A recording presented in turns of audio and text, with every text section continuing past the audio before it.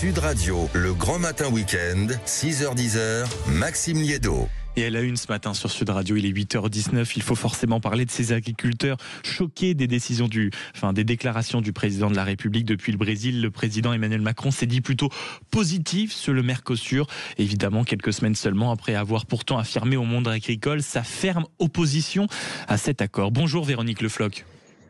Bonjour. Merci beaucoup d'être avec nous ce matin, président de la coordination rurale.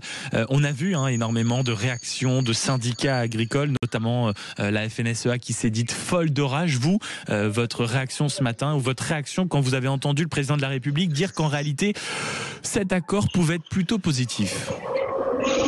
Eh bien écoutez, je m'excuse, je suis à la gare. En tout cas, notre première réaction a été de dire mais quelle hypocrisie! Jusqu'au bout, on nous aura fait croire pendant 2 ans que tout serait fait, que cet accord ne passerait pas, alors qu'il a continué à échanger, à discuter. En fait, cet accord, le président de la République, il en veut. Cet accord, c'est faire passer l'agriculture dans des échanges, alors que l'agriculture doit être exclue. Inclure l'agriculture dans les accords du Mercosur, c'est nous sacrifier.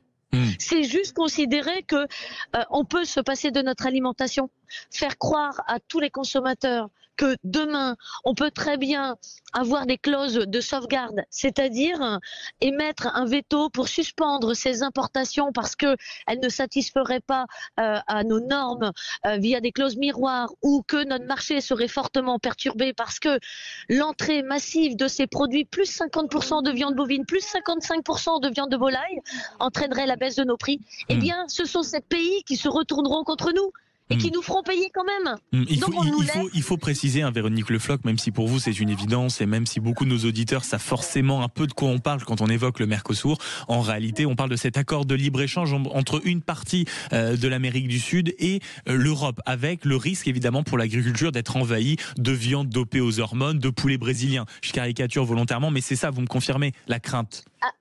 Alors tout à fait, leurs normes de production leur permettent d'utiliser des activateurs de croissance, des hormones.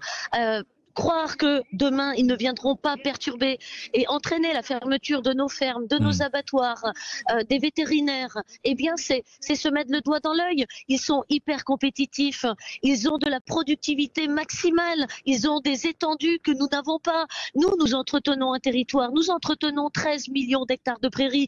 Tout ça, c'est du stockage de carbone, c'est de l'entretien de nos paysages, c'est la biodiversité, et on va nous sacrifier. Mais qu'est-ce que vous répondez, pardonnez-moi Véronique Le Floch, avec le président qui, bien sûr, après avoir vu les quelques réactions des syndicats agricoles, s'est dit bon, peut-être que j'y suis allé un peu trop. Il dit mais en réalité, je vais rester vigilant, bien sûr, sur ces fameuses clauses, ces fameuses conditions, et surtout, je défends les intérêts de la France. Vous ne le croyez pas sincère, le président de la République, quand il affirme cela?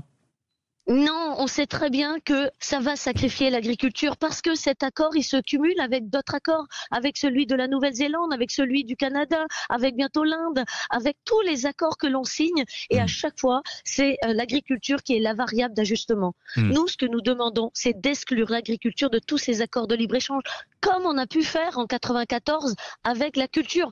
Protéger notre culture, protégeons notre agriculture. Et ça, c'est hyper important. Les députés, les parlementaires sont avec nous.